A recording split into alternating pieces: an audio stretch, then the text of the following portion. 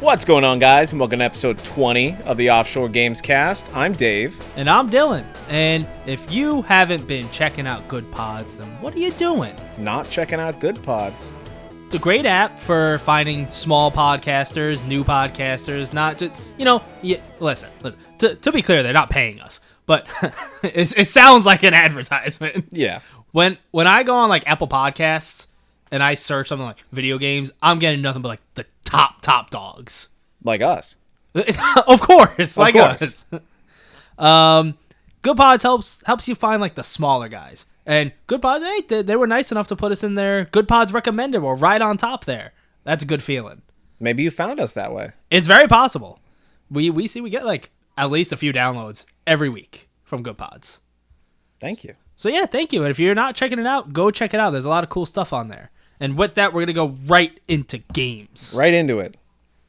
So, I bought this game twice.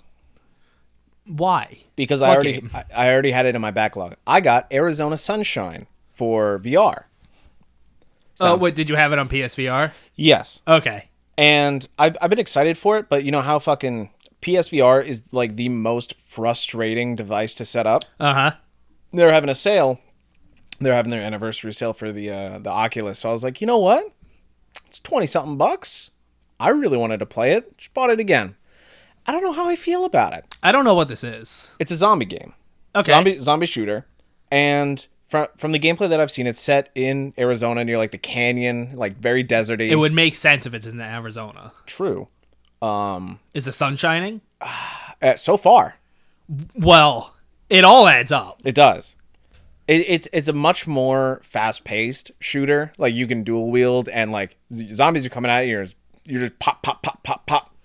And the beginning sets you out with this very small tutorial. You head down a very like linear pathway as you're heading out through like the big rocks and whatnot. And as you come out, there's a much more open area in the first section because it's level based, and there's this open like parking lot with this building and like a little highway, and across in the distance is a drawbridge that's open.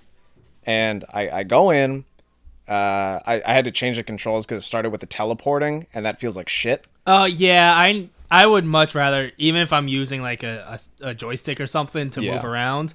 The teleporting just kind of sucks. It's bad. Yeah. Luckily, most games have advanced to a point where they have the smooth controls. But I think I got to mess with the settings a little bit more because I don't know if I was just like messing it up, but I would go to move back and like pull back on the thumbstick and it would just turn me around, which completely fucks me up. I wonder if like it does a 180.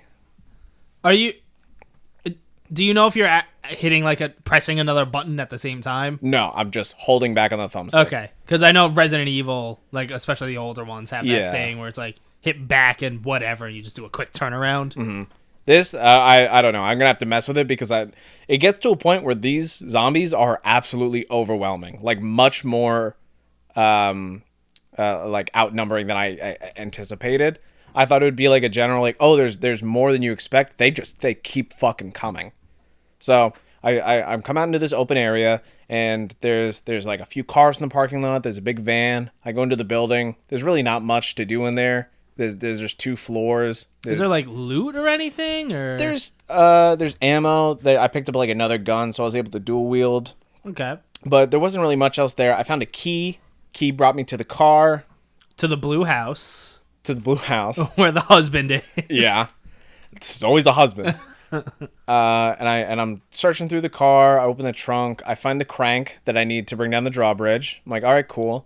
There's a few pieces of, like, magazines of ammo, so I take those very quick. And in like natural zombie fashion cliche, the alarm goes off. And they all start rushing me. And I thought it was too much. I was like running away, and they just kept going. They just kept spawning. And like they're running up the stairs. I'm trying to get headshots when I can. They're getting close. Like it's nerve-wracking, but it got to a point where it just felt like it was just too much. It just took too long. And I'm looking so not down. Too much, and like you're getting like mentally overwhelmed because like this is too scary. No, like they were handleable to a point. Like, someone would come up the stairs, like, as I'm on, like, this balcony on the second floor, and like they're coming up, and I'm trying to like reload fast enough so I could shoot them in the head and make my way. And I'm looking over the edge, like over the railing, and there's this one rock very close to the bottom, and they just keep crawling out of there and out around corners I can't see. They just kept coming. It was like 15 minutes. Oh, that's way too long. I'm for like, something what's like that. It's just they keep coming, and it got to a point where I was like, all right, finally, they're starting to slow down. Maybe I'll go down to the crank and I'll start doing that. And they just kept coming, so I had to run away again.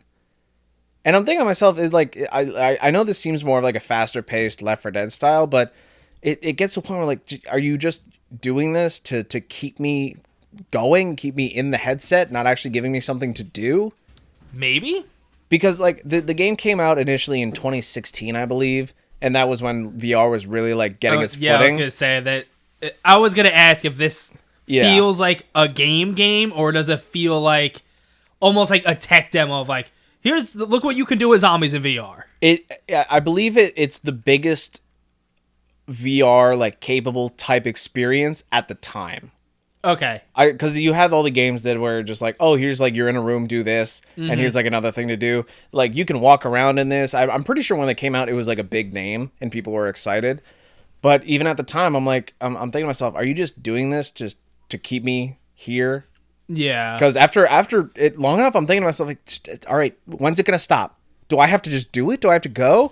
And the controls, at least at the point that I had them, were so finicky that I would go and do the crank, and they're coming, and I have to like move back and forth, and I'm jumping around, and they just overwhelm me, and I couldn't do anything. That's right, because it sounds like they're like endlessly spawning. Yeah, that's what it felt until like. You have to do until like you finish cranking, but if you can't crank, then what? Yeah, I'm spending too much time with wasting ammo, and it's. Like, once I go and collect the ammo in the area, it doesn't just respawn. I mean, we all know the worst part of the zombie apocalypse is that the zombies stop you from cranking. Yeah. I gotta crank zombies.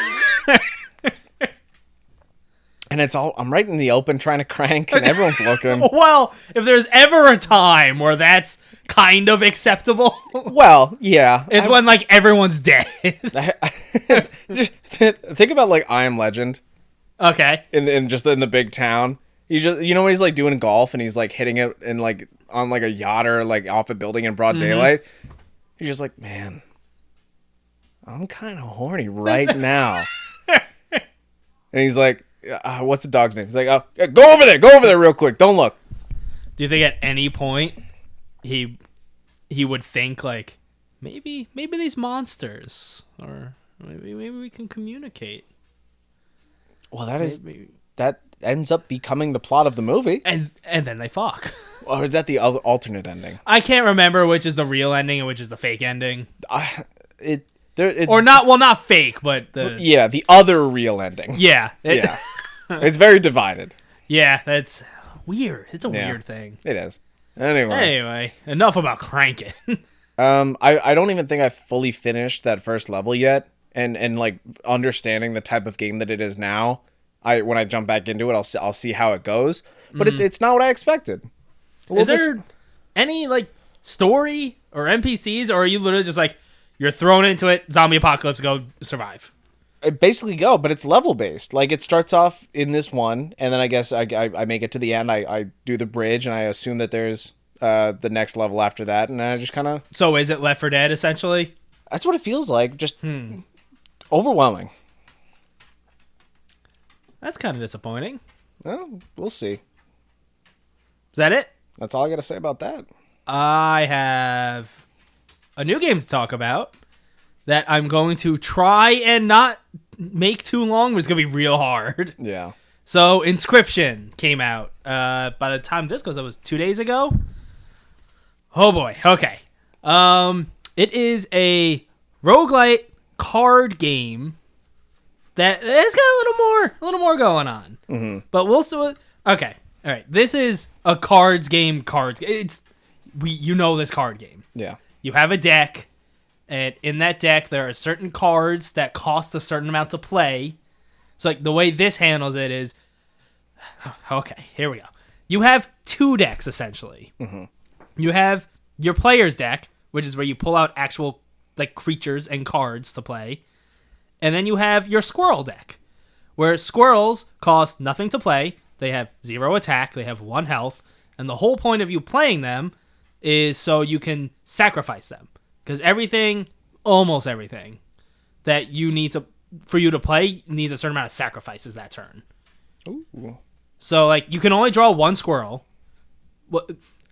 Also, I'm going to say everything has an exception if you have, like, the right card with the right rules attached to it. Mm-hmm. But for the most part, you can only draw, you can draw 1 card per turn, and you choose either your deck or a squirrel. Okay. So when the round starts, you have 1 squirrel and 3 or 4 cards from your deck. And all the starter cards, some of them will cost, 2 sacrifices, 2 drops of blood on there. Most of them are 1, and obviously the more sacrifices you need, the stronger it's going to be. But I say sacrifice, it's just for, that round. Okay. So, after that card battle is done, let's say you win, they're back in your deck for the next card battle. Okay. So you have 4 spots right in front of you to play your cards. 4, horizontally. Yeah. And then there's, a middle lane, and then there's the other dude's lane. And we'll get to that other dude, because he's something else. Mm-hmm. So he plays cards on his lane, and he can move his cards up to the middle lane. You cannot. You are in your 4 spots, and that's it.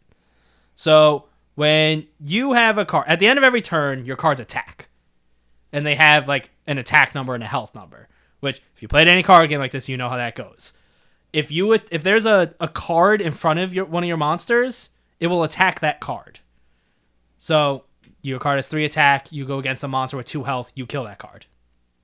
If there's no card in front of that monster, you attack the dude that you're playing against. And the way that works is there's a scale. And on each side of the scale is 5 notches. And for every point of damage that you do, so you have a monster with 3 attack. There's no card in front of you. You attack. You do 3. That notch will go 3 towards him. Then let's say his next turn, he gets 3 on you. It goes 3 towards you, so now it's right back in the middle. Ooh. So you need to get it 5 on his side, or he gets it 5 on your side. And then that game is over. Kind of makes me think of Orlog with the addition of more stones for health points. You just kind of keep going back and forth until there's none left. So yeah, that could. So you can run out of cards in your deck, and so can he. Mm-hmm. And that's kind of how. But yes, it can be very back and forth. Okay. So you're on it's literally you're playing a board game. This dude is he loves the game Inscryption. He rolls out a map, and you have your little figurine, and there's paths you can take that with all different icons that represent different things. It's one may be a battle. The next one, maybe you have a choice. You can go upgrade one of your cards at this place, or go sacrifice one of your cards to get the ability off that card and put it on another card on another place. A lot of that. Mm-hmm. I'm not going to go too much into every single thing. But your run is over when you die twice in one map. There's multiple maps that each end with a boss. So if you were to lose 2 battles, you have 2 candlesticks. Every time you die, it goes out. If it goes out twice, you're dead. When you make it to the boss, if you have 2 candles lit, he will put one out. So he says bosses have to be high stakes. But if you do make it to the end with 2 candles, you get a smoke card, which gives you 4 bones. I'm not even going to get into bones. The bones are their money. It's a free card to play. You can sacrifice it. Yeah.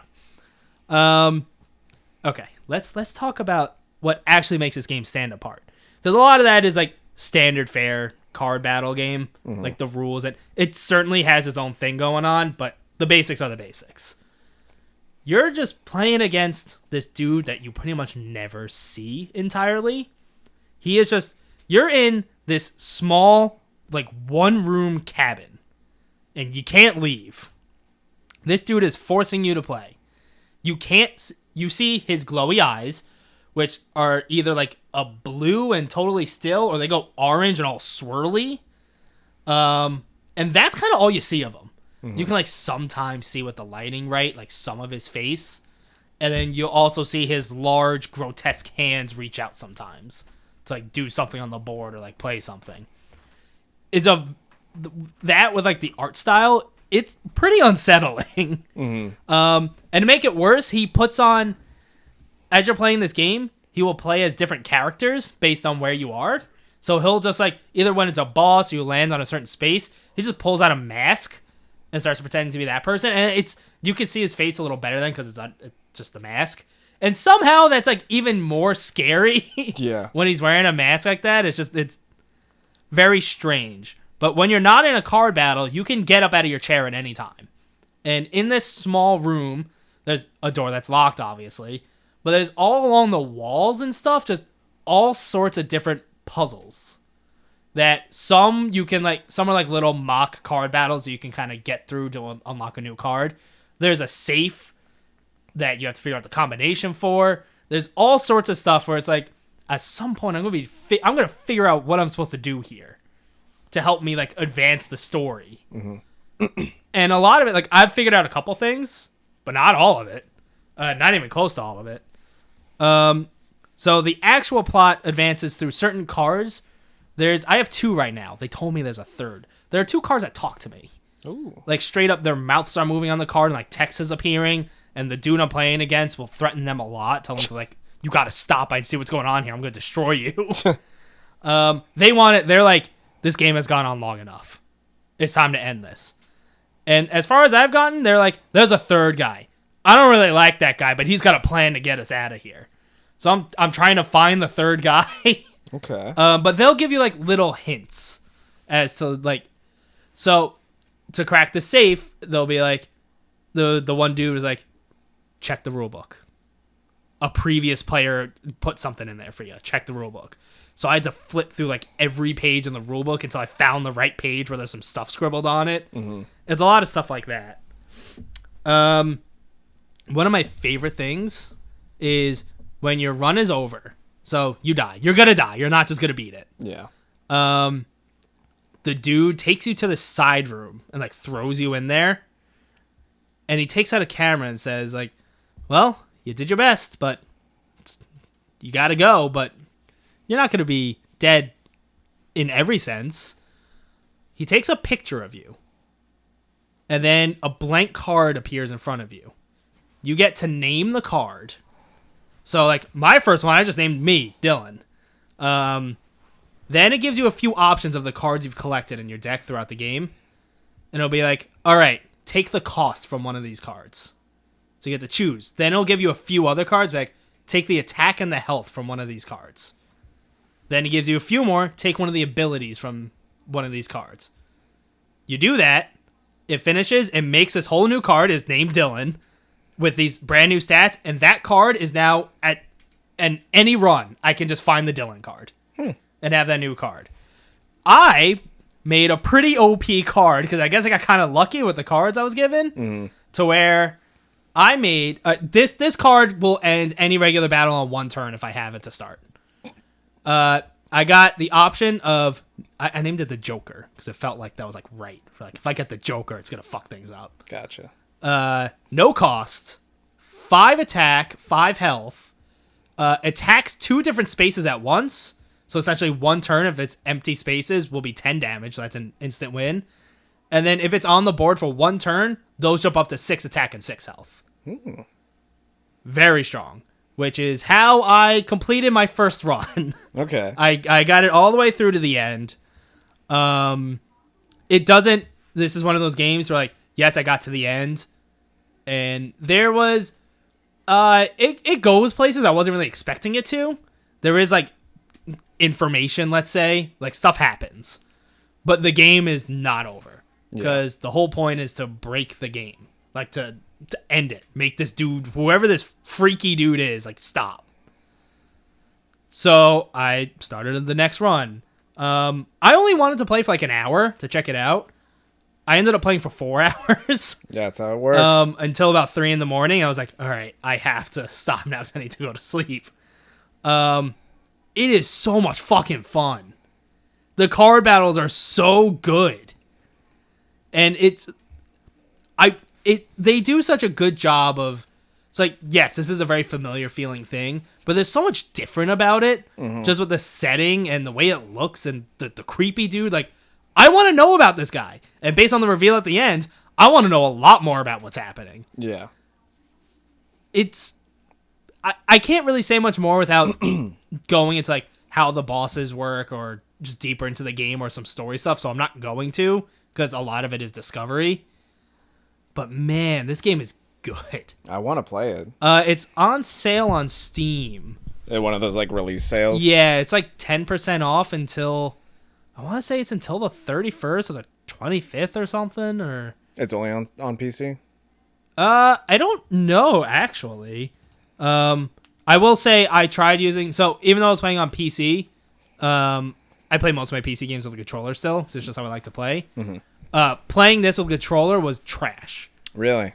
So, I was using a PS4 controller, and it wasn't like you move like the joystick or the D-pad to like go to where you want to go.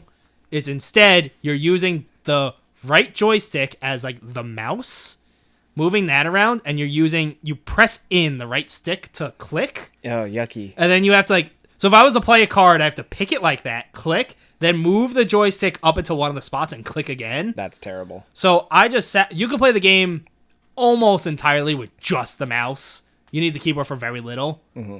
So I ended up just doing that. But let me see if that's, because it does have controller support. It's not the best. It doesn't sound very supportive. I mean, I maybe could have yeah, it's just Mac and Windows, Linux, so PC, yeah, just Okay. PC.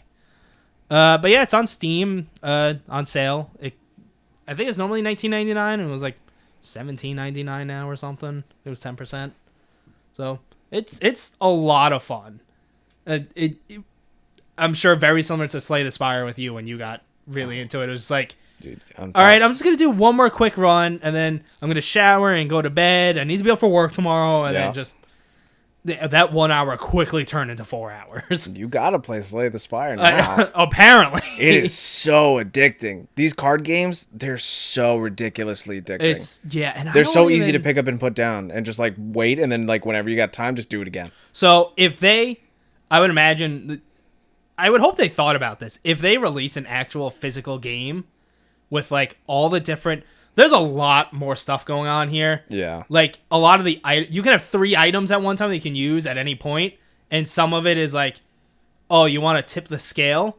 Here's a knife. Use that knife to cut out your eyeball and put it on the scale. Mm-hmm. And then that part of the screen is just black. That's cool. And or there's pliers, pull out a tooth.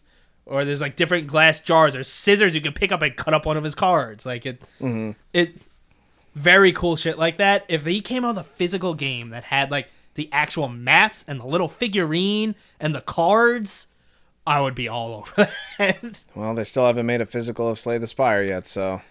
And Slay the Spire is pretty big. And it's been out for years. Yeah. Yeah. I don't have my hopes up, but if they did it. Yeah, I get you. Yeah, and you know me, there's very few things that I'm like, I want this physically. Like, I need this type of thing. Let's get physical. Come on, That's guys. the lesson of Inscryption. You know, I see that guy and all I'm thinking is I want to get physical. That's good. Take out one of the masks. I'm feeling different tonight. Yeah, it's a lot of fun. I'm curious to how long it is because I feel like I've solved maybe like half the puzzles in the room. Yeah. So again, it's a $20 game. I can't imagine it's hours upon hours. I'm sure I could sit there and try and like collect every single card and like all that stuff. But yeah, I just want to play more of it like right now, talking about it. Wait, what? It'll probably come out at mobile at some point. Oh, this would totally work. Well, it would work. It would just kind of suck on a smaller screen. But I mean, yes, it would work. They put Slay the Spire on mobile, and I love that. But yeah, that is Inscryption. I got an update on Far Cry 6. Is it any more positive now? To be determined. Okay. So I'll start off by saying I finished the first, I'll put this in quotes, act. I finished like the first of the storylines because like similar to Far Cry 5, when you start off, it's like you can go here, here, or here. You choose where to go. So I went to the westernmost location. I'm working left to right. So I started there. I finished that whole act, and talking to you about it, I think that act specifically has a a portion of the story, like most of the story is so like serious and like very grounded that I think that is good for you. I started the first mission of the second location, and you will hate those characters. You will not like those characters. I don't necessarily like the characters. Oh, if you don't like it, then that's not good. I'm hoping they grow on me, but my first impression, I was like, okay, this is a complete tonal shift. Or are they just like obnoxious? One of them is. Another one is and thinks they're so much better than you, and the other dude is just kind of like super cool and like trying to like stand out. There is a way to do like obnoxious comedy right. Yeah. But for me personally, for my tastes, it is a very fine line to walk between like that obnoxious comedy working and just being random for random's sake and just saying random shit. Yeah. So that's where I'm like, oh, I hate this. It's at least for the second group of characters, like two of them have that like, I'm super confident, I'm super cocky, I'm better than you, like I got this, and I'm like, okay, like all right, we'll see how that goes. But I really much that's the first act that I did is the Montero storyline. I really liked that whole act so far. Okay. Finishing that, I decided to switch over the action mode to story mode because I am just absolutely sick of the gameplay changes that they've made. I've given up on most side activities, and I'm at the point where I'm just I wrote in the blog, I said I'm getting bored, and I'm here for the story now because that's like the last thing it's got left for me. I don't really have any interest in 100%ing the game anymore. Which kind of sucks because that's like your thing with Far Cry. I know. This is the first mainline game since Far Cry 3 where I didn't want to 100% everything. And Far Cry 3 is just like a little too much to 100% that thing. But it's like I feel like the map itself is too big too. There's just so much going on and so much distance between things. But most places have the items that you want to collect and the things that you want to do are nearby places where there's a whole bunch of military. And of course they want you to be like guns blazing, blow it up. I hate how just causey this Far Cry is because they just want you to blow shit up. And I don't want to blow shit up. I want to go stealthy. That's all I want. So I'm hoping with this story mode, it brings down the enemy's health and like how aggressive they are and whatnot. Yeah. I'm hoping I can just go in there and be like, all right, snipe, do this, take them out, and like have like that more standard experience that I'm looking for. This is like the secret ending, but when they give you the waypoints to go for the 3 locations and like whatever way you want to start first, there's one in the main town where what's his name? Castillo is. And I'm thinking to myself, can I just fucking like Breath of the Wild this? Can I just run into Esperanza and just take him out and just be done with it? Which, I don't know, but I have a waypoint there that says go to the hotel and take out that son of a bitch. But also above Esperanza, like higher north on the map, is a very like what looks like his island where his house is. So I'm like, that's probably where things are going to go down. Yeah, I would imagine so. But I don't know. It sucks that I'm just kind of here and I'm on the coattails just seeing what happens. Yeah, that does kind of suck. Another thing I want to point out, because a lot of the things to collect and whatnot are in these places that they want you to just run and blow up, and I'm not going and doing all the side stuff, that means I'm not going and finding all like the secret weapons everywhere, which means like right now I don't really have a lot that can do much with explosives. So in my standard loadout, I'm going around, and the final boss for the Montero storyline, you should want explosives for that, and I must have died like 7 or 8 times before I finally got it, because like I'm using my backpack to try. Is this even in story mode now? No, that was in action mode. Okay. Yeah. Once I finished that, I was like, all right, this is pissing me off. Let's switch it to story mode. I'm looking for a more standard Far Cry experience. But because of that, I'm not going around and collecting all the other stuff, so I'm not getting more weapons and whatnot. I'm just like, all right, I don't want to play the way you want me to play. That's just it. It's weird that if they were going to go that direction, they should have went like all in that direction. Yeah. Not like just kind of a little bit, just to be kind of annoying about it. Yeah, I don't know. It's frustrating, and And I'm so nervous for the future of both Assassin's Creed and Far Cry. I think they're just going to ruin everything I enjoy about it. We'll see. We'll see. I mean, well, we know that there's that live service Assassin's Creed in the works, and we'll see if for Far Cry 7 that's also going to follow the same route. We'll see if that replaces the main line or if that's just like a separate thing. Or I really don't think so. I'm so nervous about it. I could see an Assassin's Creed live service thing being cool, but I wouldn't want it to replace the main games.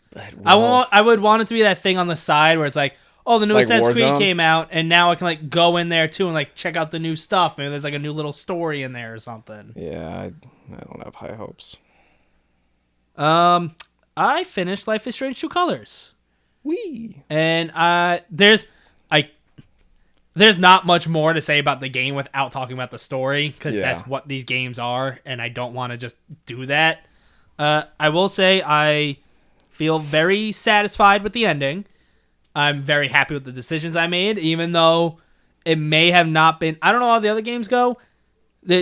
This feels like near impossible to have a perfect ending for every single character. It's interesting because when it came to 1, I think there was more of like a definite ending with maybe some slight differences. In 2, there were straight up just different endings.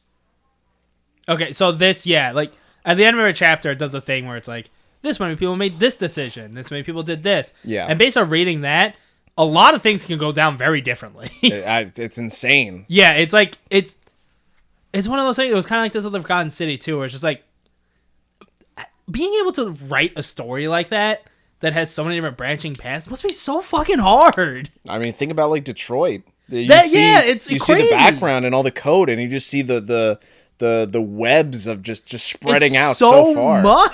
Like, how do you keep that? How do you keep track of all that? That's big wall. A lot of post-its. Big wall and a lot of markers and post-its. Yep. I would say the only complaint I have about it is that it's over. Yeah.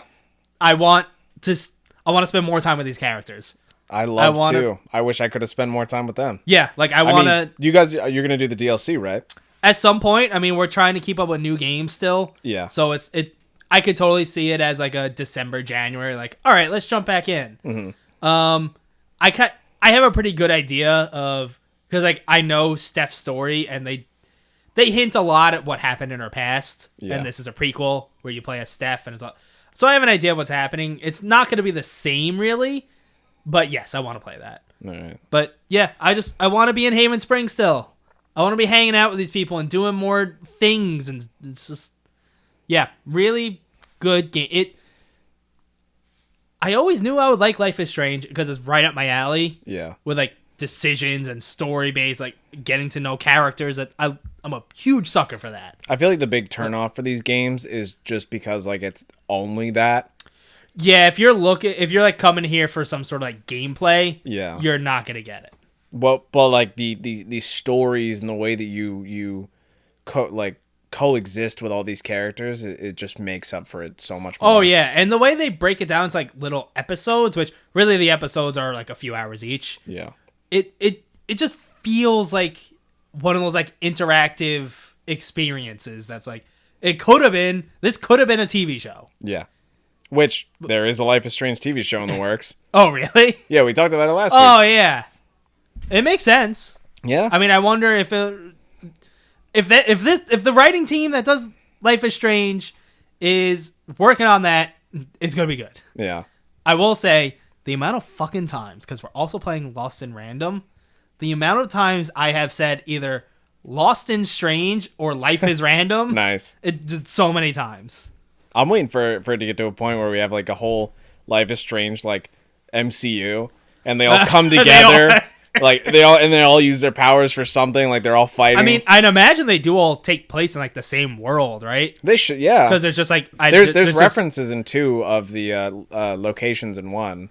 Okay, then totally. Yeah. I'd imagine there's just only so many people that have like powers, if you will. And maybe this is fucking X-Men. They're all X-Men. They're mutants. This is just X-Men. I will say at some point someone says like that knows about your deal.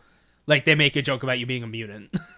I'm sure it was an X-Men reference. I watched this just be in the X-Men. Just... like literally, the new Life is Strange comes out, and then you just see Professor X rolling up. He goes, "Hello." I mean, that's not gonna happen. What's up, fuckers? I got a school. Cool. You guys want to go to school? You guys want to get schooled? Who wouldn't go, really? Yeah. But yeah, I always knew I would like it, but I am surprised like how much I just fucking loved this game. Mm-hmm. It's one of my favorite from this year. If you blast through some of these other 2021 games in the next few months when it's slow, please just hop in. Yeah, that has quickly become like once things do, and I think there will because like December, January has some stuff, but yeah, there's a pretty good gap there. Yeah, where it's kind of dry. Even November's a little dry.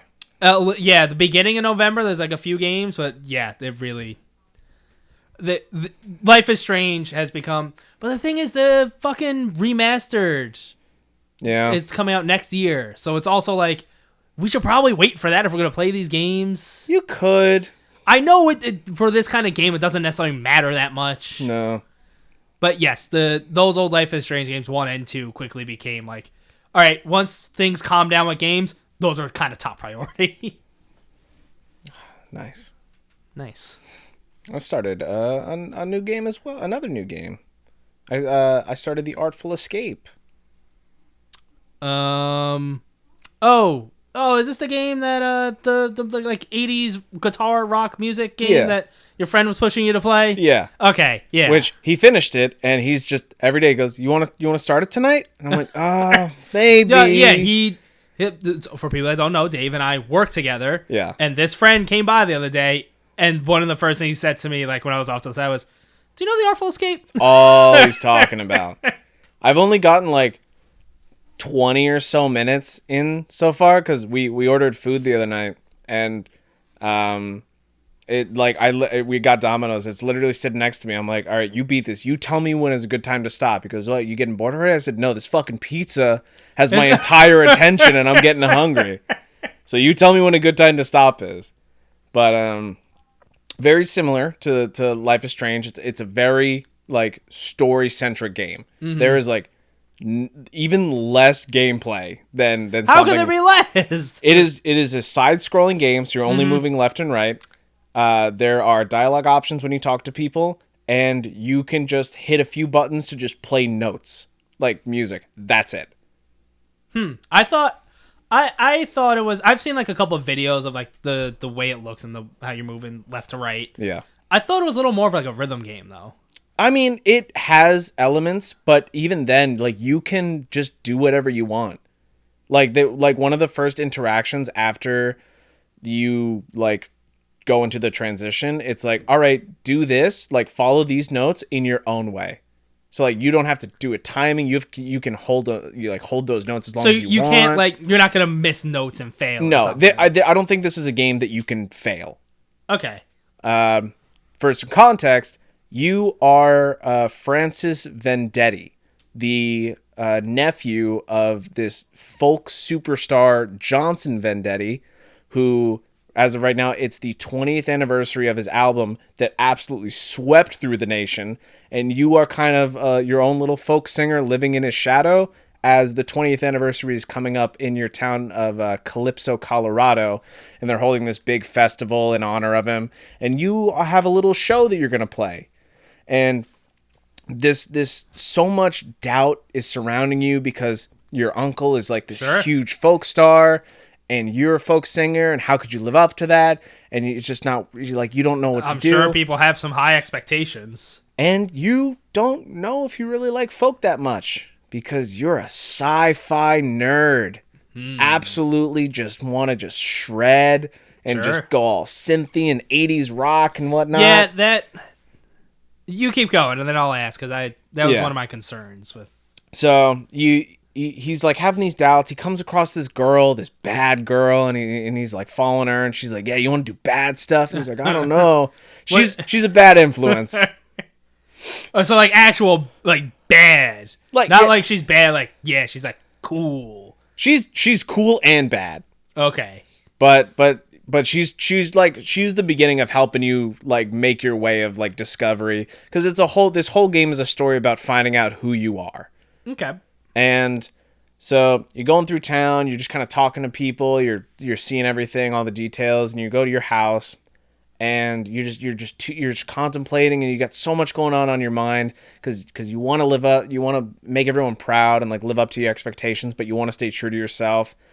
And this fucking alien comes out of nowhere to your house. He is this.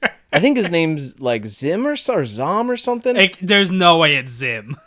I think it's Zim with 2 M's. Okay. Yeah. And think of like this. Okay, think of the Kang and Kodos from Simpsons, the aliens. I've like never watched The Simpsons. Son of a bitch. Wrong reference for the Google, wrong guy. Kang and Kodos from The Simpsons. Google. That's such a small photo. Hold on. Here.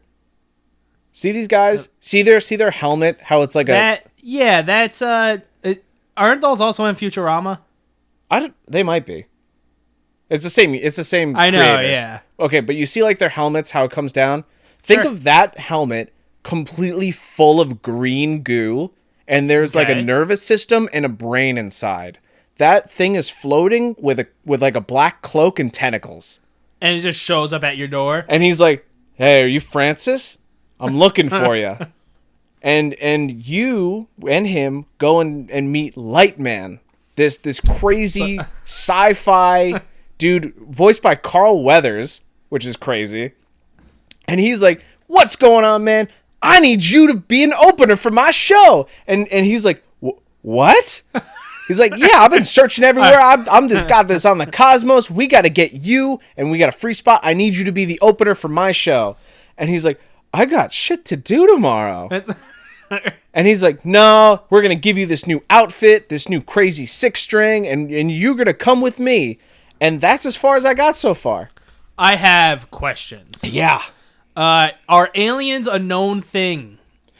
Are they like, is it commonplace for like aliens to just show up? Not that I know of. That doesn't seem like it. He just kind of was like, "I need you." And also, this alien is voiced by Jason Schwartzman. I don't know by name. He's Scott Pilgrim. He's the 7th X Gideon. Oh, Final Dude. Yeah. Okay. He's in a bunch of stuff. Yeah.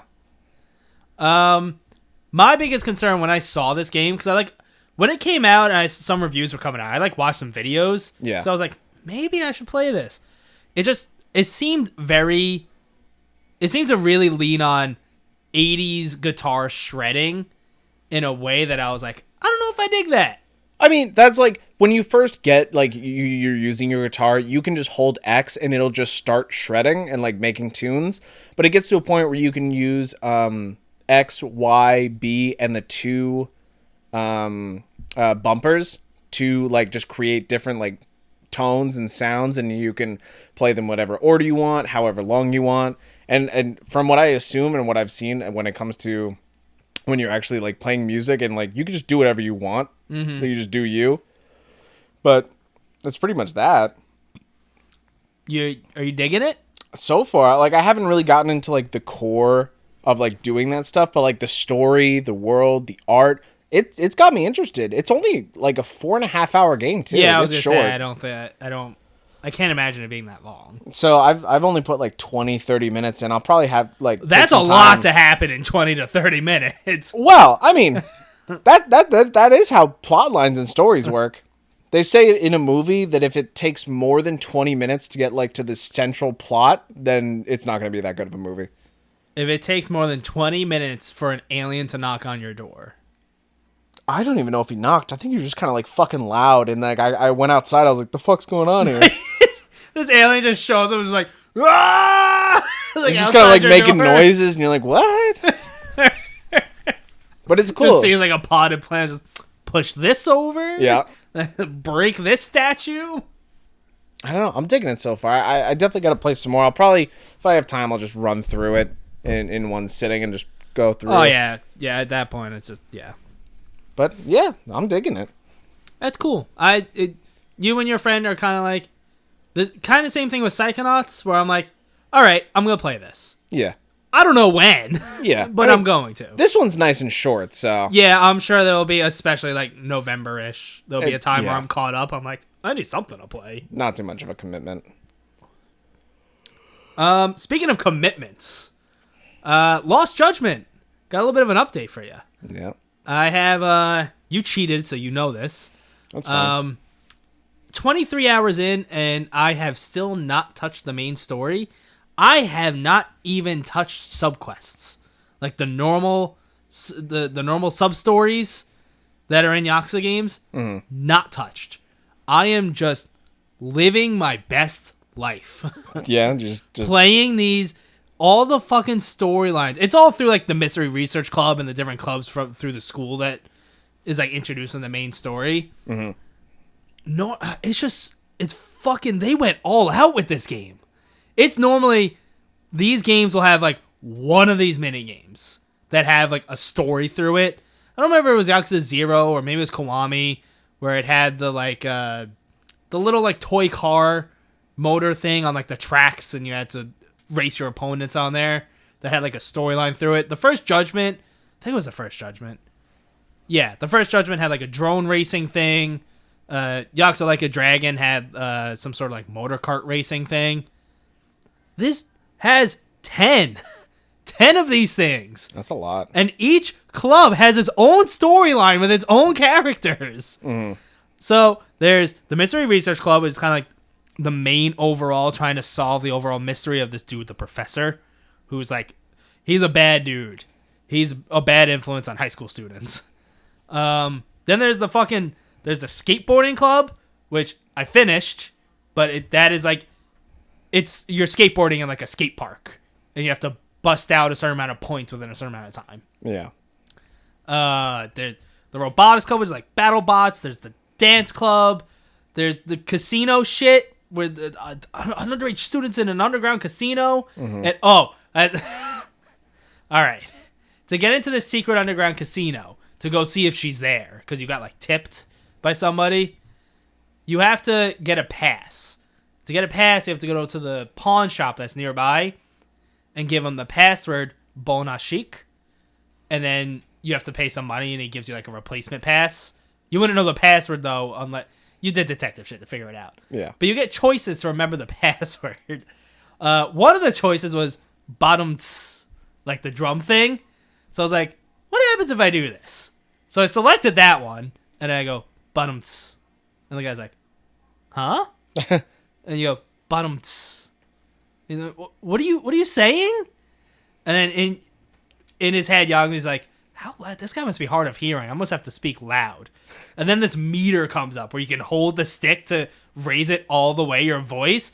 And then you go, bottom tss, like really loud. And he's like, what's happening? And then the music is really intense. And you lean with your hands on the counter. And you're just going, bottom tss, bottom tss, bottom tss. And the guy goes, help me! And runs out of the store. And you're just like, well, I guess I'll come back later. Just take it. Just look for it. You're a detective. It does the thing where you walk out the store, and if you walk like 3 feet, you can just walk right back in, and he's back. And he's trembling, he's shaking, he goes, oh my fucking god, oh my fucking god. I did that like 2 or 3 times, and it really got me. That's good. But there's 3 clubs that I haven't even unlocked yet. Wow. And this is not even including the multiple sub-stories, just the regular old sub-stories that are on my map right now. I have a rule when it comes to games. Not necessarily a rule, but like if I don't beat a game or if I even don't like a game by the end, as long as I put 24 hours into that game, I'm satisfied. Because it held my attention for that long, then all right, I'm satisfied with the purchase. Yeah, well, especially a lot of longer games. Yeah. You can fall off by the end, but yeah, if you put like 40 hours into a game, you clearly were enjoying something. Yeah. But yeah, this is it's almost like at RGG, they sat down and said, what kind of game how can we make it more for Dylan?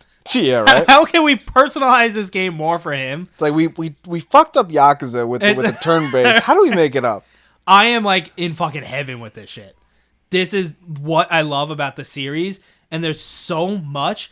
And I haven't even gotten back to the main plot, which I'm into. Like, I want to know what's happening. I want to know the mystery. Yeah. Oh boy, this is gonna be, unless the main story really fucking drops the ball, this is gonna be up there as one of my favorite Yakuza games. I hope it doesn't, because that's the point that everyone says does drop the ball. Yeah, we'll see. But either way, I love this game for this alone.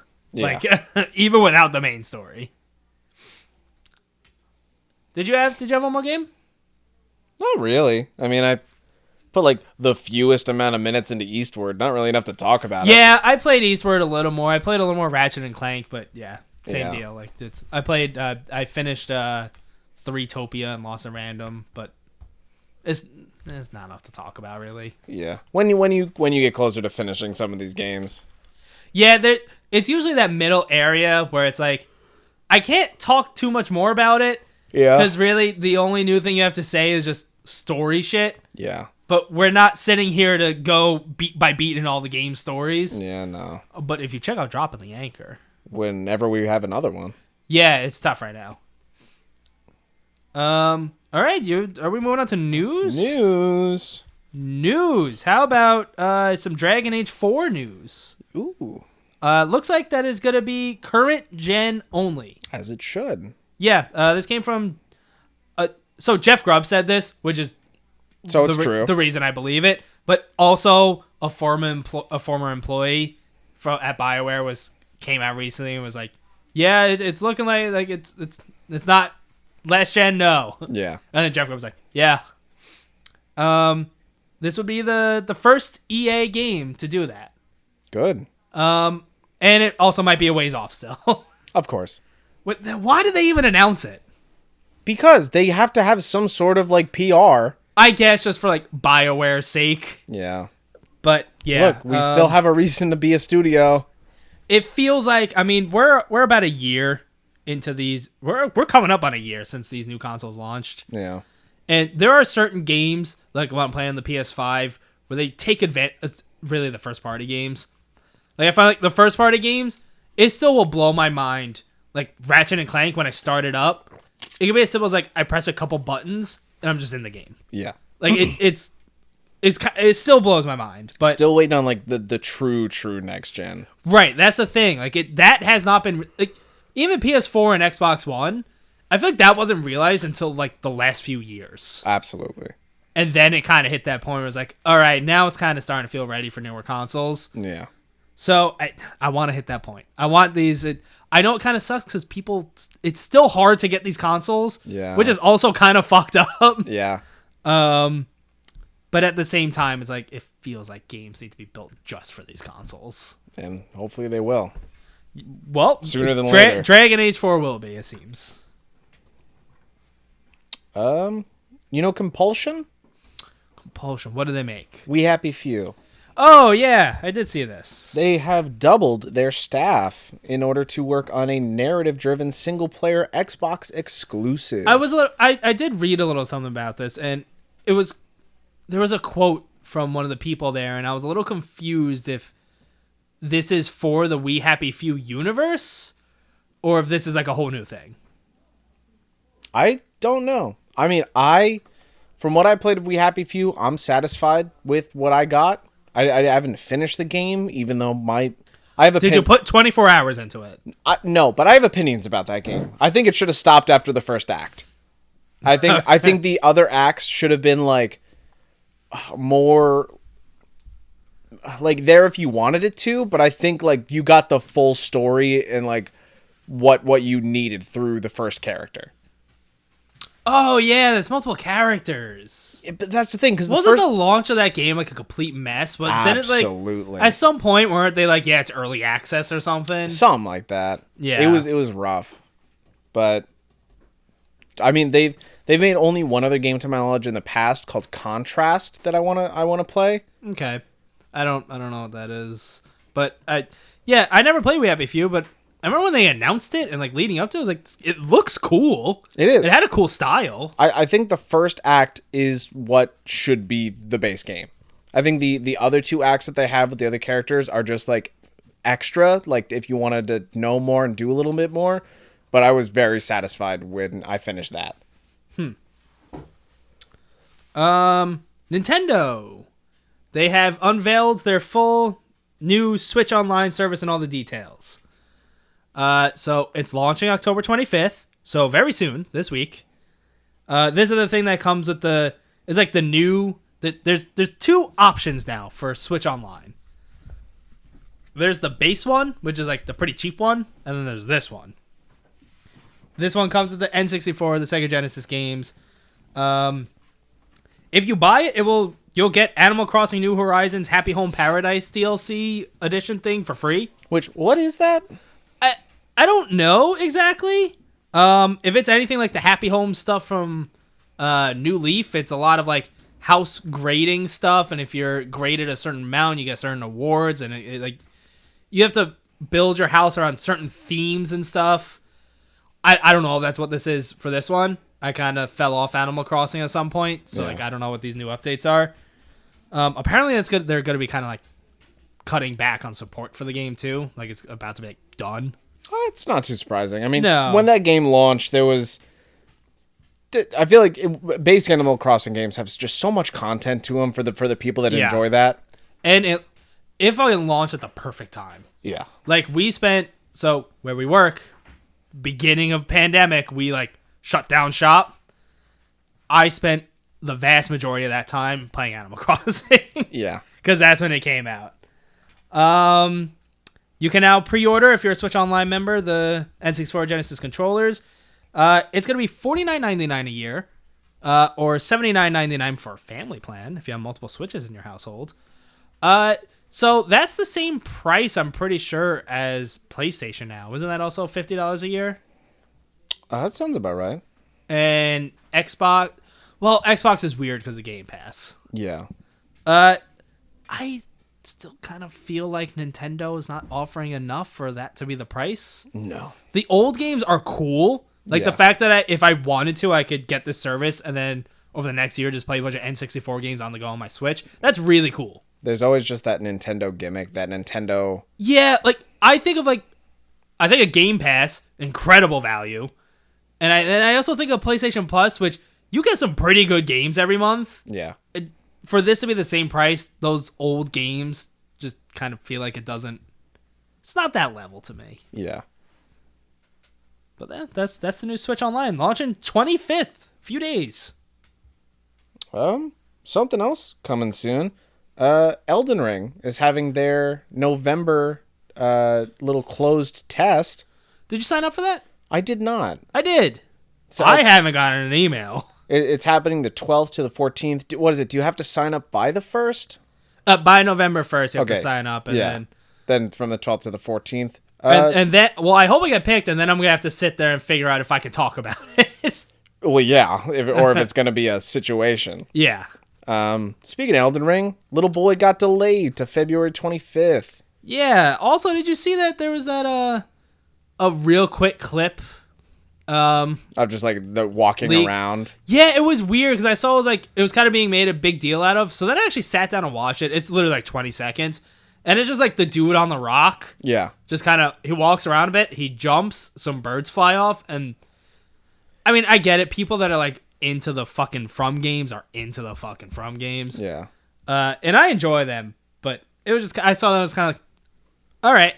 Do you hear the conversation that me and Editor Al had about this clip? No. So he's showing me the clip. He goes, "Did you see the new Elden Ring clip?" I'm like, "No, what is it? Show me." And he's showing me, and I'm seeing him jump on the rocks, and he gets up there, and there's two eagles that fly away. Mm-hmm. And he's seen this clip numerous times by this point, and he goes, "Oh, I didn't know there were eagles there." I go, "What do you mean?"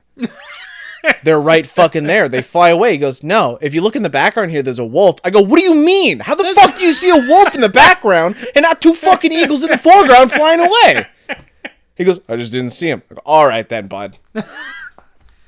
It's not surprising though.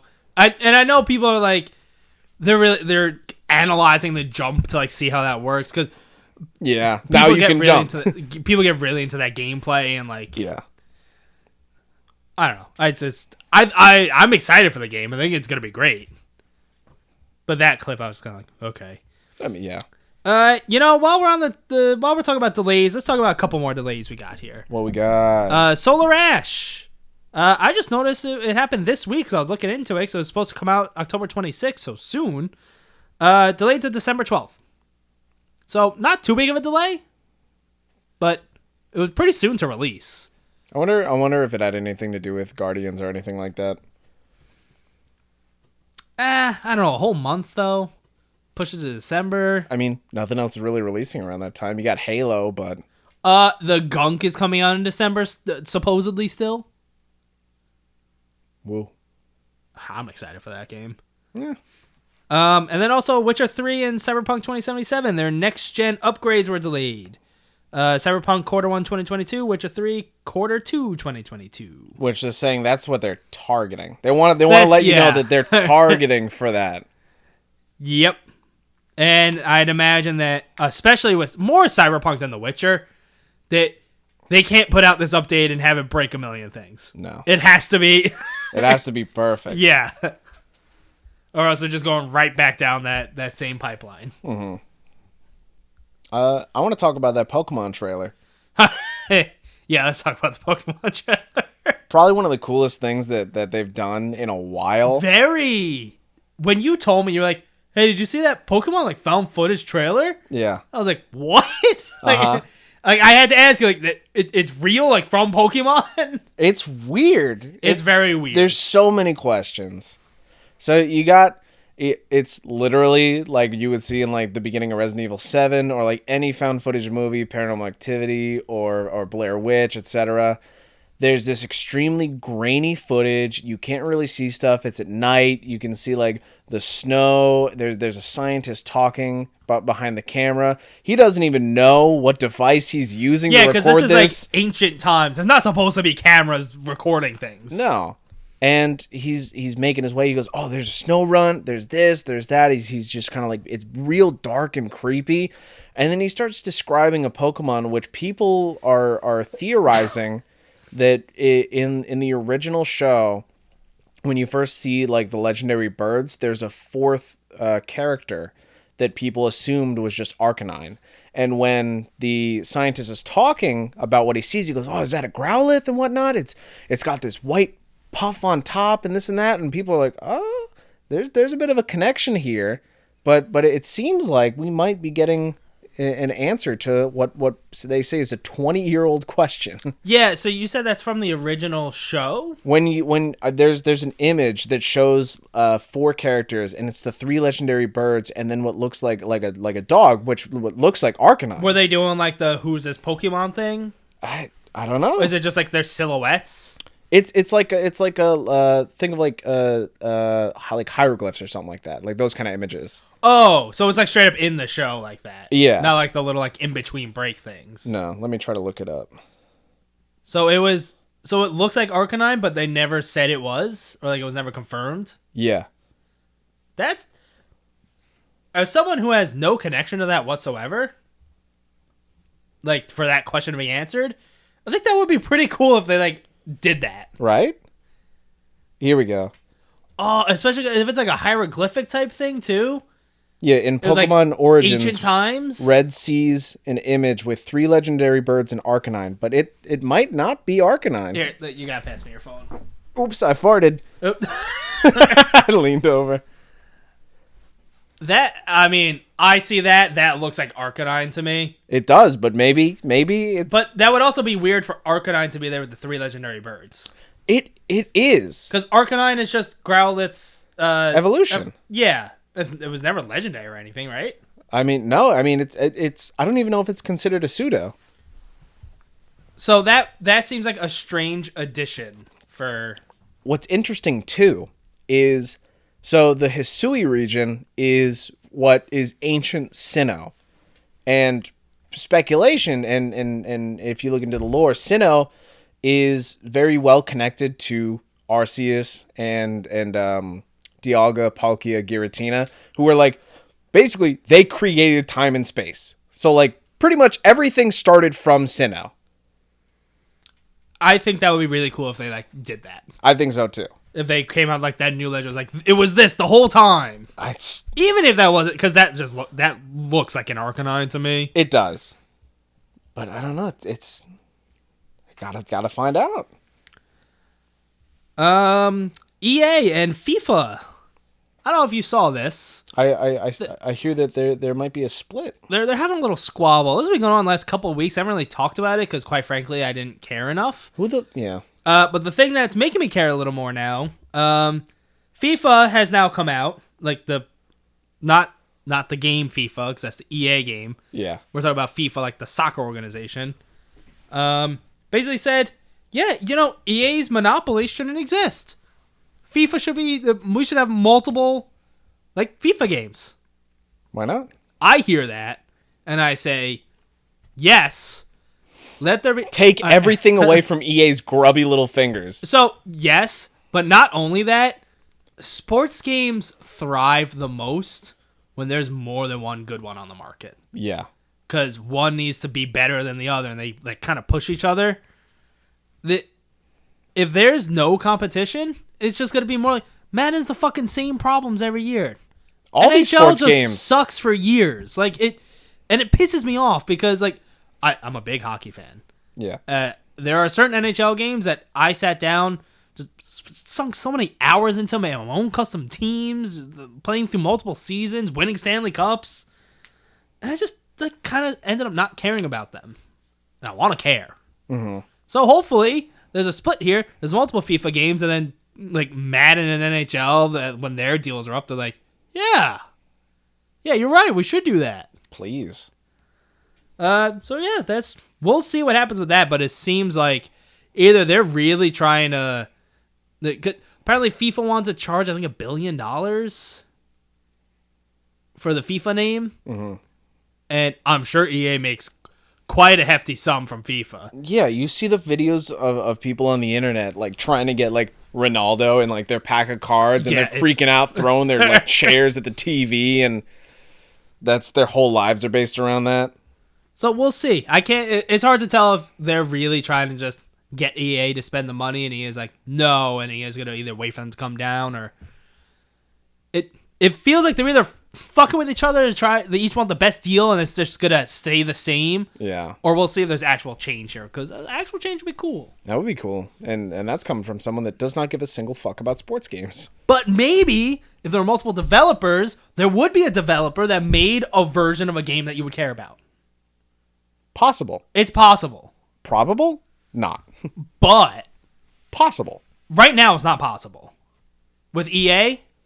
Myth no. Busted. That's what they call us, the Mythbusters. Yep. I don't really got any more news. Nothing I give a shit about. Really? So you don't care about these new trailers for Gotham Knights and Suicide Squad? I mean, I watched them. I was entertained. I mean, you got really nothing from the Suicide Squad one, but like literally just like laughing because it was just a story trailer. So, all right, yeah, So first, there's the Gotham Knights trailer. This is all from what, DC Fandom? Is that what it is? Yeah. Oh my god, I spent all fucking day on that stream at work, and I'm just like, the cars talk. Batman's a car. Yeah, fuck Bat Wheels. All I wanted was the new Batwheels. Yeah, all I wanted was the new trailer of the Batman, and I finally got it. And I was like, all right, I still need more. So they showed off Gotham Knights. They confirm. I don't know. Did they ever confirm those quarter vowels until now? Yeah, they did. Okay. There were hints and stuff, but like they confirmed it beforehand. So quarter vowels, which you know more about this shit than I do. Yeah. I will say the trailer was like.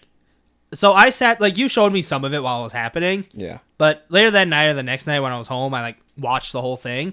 It's creepy. Yeah. And I really hope the vibe of the game is that. Court of Owls are great, dude. I got to reread the new 52 because of it. No release date still, just says 2022. Mm-hmm. But that got me more excited for that. Also, Suicide Squad, Kill the Justice League. That trailer was hysterical. All right, so that's what I'm going to get to.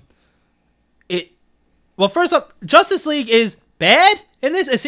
So, again, you'll know more. It seems like they're being corrupted by some sort of shit. So, it's purple in the background. I'm not 100% positive, but, like, it looks Brainiac-y. Like you see like the 3 dots, they're purple. It looks Brainiac. So either way, they're being controlled. They all have like purple shit in their veins. They got their eyes. They're not whatever. just like actually bad. They're being corrupted. So Suicide Squad comes in. This trailer, you know what it reminded me of? This feels like, all right, I know nothing about the comics, so maybe this is a really poor comparison. When I watched this trailer, I said, that Suicide Squad movie should have been DC's Guardians of the Galaxy. And that was the vibe I was getting from this trailer. I mean, have you seen The Suicide Squad by James Gunn? No. Because that's basically that. Okay. That's the one that just came out. That they remade. Okay, I'm also very confused by that. Yeah. Well, that whole situation. Yeah. Well, Suicide Squad came out, bad reception. Yes, I know that. James Gunn just finished Guardians and got outed by Marvel. Yes. DC was like, let's do Suicide Squad again, but with the guy that knows how to get people together. This is where I get confused. So it's not a sequel? No, it's a reboot. Because it even has the same some of the same actors. That's what confuses me, because it's like this. It's this Margot Robbie. She's still Harley Quinn, right? Yeah, and Captain Boomerang is still that. Joel Kinnaman plays whatever Talisker or whatever his name is. Yeah, and isn't the dude still the Joker? No, I don't think he's in this one. No, he's not. No. Okay. So all right, because that's what I found very confusing. No, it's straight up reboot. Was that movie good? I didn't get to see it. I waited too long and it got taken off HBO. Okay, but I do want to watch it. That's where John Cena's Peacekeeper show comes from, and I don't know how to feel about that show. What? John Cena plays a character called Peacekeeper in the Suicide Squad, and he's getting his own HBO Max TV show that looks kind of low budget. All right. Also being made by James Gunn. You know, John Cena... Well, all right, listen. I got nothing against John Cena. He seems like a great dude. When it comes to acting and the roles he gets... He's not The Rock. I was going to say, he really just feels like the poor man's Rock. He's not even Batista. No, he's not. No. Batista really did he carved out his own part of Hollywood. But yeah, I saw that trailer. I was like, this is maybe the first time that I've seen Harley Quinn and not hated her. Yeah. Because Harley Quinn to me is, I don't want to say I hate the idea of the character. She is on that line of obnoxious for me, to where I'm just like, oh, I don't like you. Yeah. You do a lot of screaming and just over the top, and I'm like, I don't like that. Mm-hmm. Based on this trailer, which, again, is just a trailer, she seemed more toned down. Yeah. In a way that I'm like, I'm excited to see this Harley Quinn now.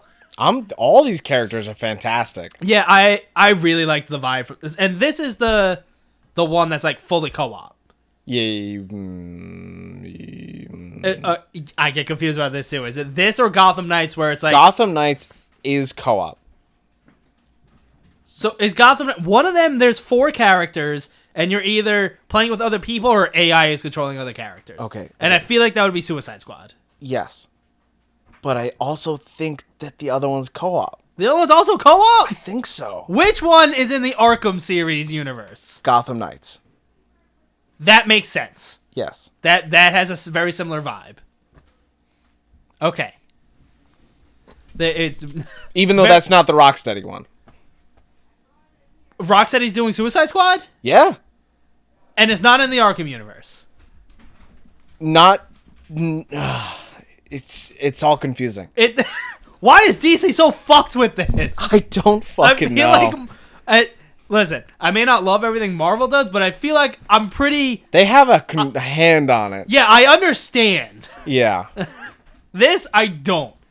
Even when it was like the Marvel Netflix shows, it was very clear this is their own thing, not the Avengers. I'm pretty sure Gotham Knights is the what they say the I saw an article saying that I think that's what they think it's a good conclusion to the Arkham games. I feel like we got a good conclusion. Well, if you got that secret ending, I was pretty happy with it. Yeah. Splinter Cell. Yeah, looks finally like being greenlit. Yeah, VGC reported this. Apparently, reportedly, it was greenlit. Yeah. Which with that's kind of fun. Little pun there. the noise plays. Yeah. Small chance of a 2022 announcement. It feels kind of fucked to me that a new Splinter Cell was just greenlit now. Yeah. How is that the case? Because these companies are stupid and they don't give a shit about the consumer. Apparently, the thing I was reading said like they're trying to get back in the good graces of the fans based on Splinter Cell's treatment over the last like decade. Yeah, they're just idiots. Like, what's so fucking hard about it? You go on the internet every day and people are like, "Where's Splinter Cell?" And they're like, "Oh, we should make another multiplayer free-to-play game. Let's do it." And they're goofy now. Yeah, let's put 2 of them out at the same time. Well, I would like a new Splinter Cell. I've dabbled in the Splinter Cell games when I was younger. I don't think I've ever played one to completion. I've put like maybe 2 hours into Blacklist, so I can't say anything. They're fun. They're cool. Yeah, I would really enjoy a new Splinter, like a more modern take on it. I guess we're moving on to notable game releases then. Notable game releases. Yeah, I got a few. I'll take the first one. We got 2 coming out October 21st. First being Resident Evil 4 VR coming directly to the Oculus. Exclusive, right? Exclusive. Yeah, that's getting good reviews. It did. IGN just gave it a 9. Editor's choice.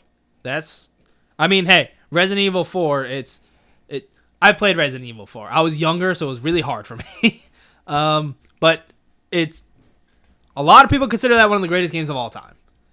So I don't see how this could be bad unless they fuck up the way it feels in VR. I'm excited. And this is going to be my first foray into Resident Evil 4. Did you see that they cut some stuff? I did. Like the stuff that should be cut. Like you can't be like looking up the girl's skirt anymore or yeah. So like okay, that whatever. Yeah. Yes. Yeah. Also October 21st is Echo Generation. I am fucking excited. Me too. That demo was fantastic. Yeah, I am off work on the 21st, so I am going to spend a good amount of time just playing Echo Generation. I'll probably hop in too. Do we know how long it is? I feel like I Googled it at some point. I don't remember. Okay. Is it like a one-sitting game? I hope not. I hope it's longer. Definitely not. Good. There's a good amount of content to this game, I believe. That's what I want to hear. That'll be coming out PC, Series X, and Xbox One, and coming straight to Game Pass. Yep. Which, yeah, cool. Coming out the 22nd, we got the Dark Pictures anthology House of Ashes. This is... I'm okay. You go. You do your consoles. Coming to PC, PS5, PS4, Series X, and Xbox One. This is so. Before there was a Dark Pictures anthology, there was Until Dawn, which I didn't play. I did. I was very interested in that when it was coming out. I was like, yeah, this seems cool. Yeah. I played it. I found it. I know a lot of horror things are just campy by nature. This was. And it was intentionally this way. They were purposely making it like that style. Yeah. It was way too fucking campy for me. And I got to the point where I just didn't like the game, so I purposely killed everyone. And any other Dark Pictures Dark Pictures anthology? Yeah. Every single game that I've seen since then looks bad to me. Which I played those too. Yeah, it was Man of Medan and what was the other one? Oh shit. Little Hope. Yeah, those. The first one. The first one was super campy and like I could not take seriously. The second one was better, but I think it had a not satisfying conclusion. To me, House of Ashes looks like it's gonna be. Again, this is just based on trailers, so like, what do I know? It's got Ashley Tisdale. That's like the most like. Out of pocket thing that I've seen. It seems to be more like actual like horror. Like it seems like it's gonna be kind of creepy and actiony. Yeah. Like, so I'm pretty excited for this one. It's perfect time of the year too. Spooky season. I have one more big one. I mean, that's the only other one I have. All right. I left it for you on purpose. Fucking Guardians of the Galaxy, October 26th. That will be on Tuesday. I am pumped. Yeah. Is this all right? You got the consoles and shit written down, right? Is it PS4, PS5, Xbox One, Xbox Series, PC? PC, PS4, PS5, Series X, Xbox One, and Switch. Is it being streamed to Switch? I don't know. Because I feel like if not, this doesn't seem like the type of game that will run well. Switch is just putting games on there just to put games on there. Yeah, everything's on the Switch now. Yeah. Which is also a weird thing for a Nintendo console. You sit on it, you're on the Switch, I don't sit on my Switch. Maybe I did sit on my Switch. Maybe that's why it's all fucked up. Yeah. I need new Joy-Cons already. Yeah. If we combined our Switches, we would have one good working Switch. This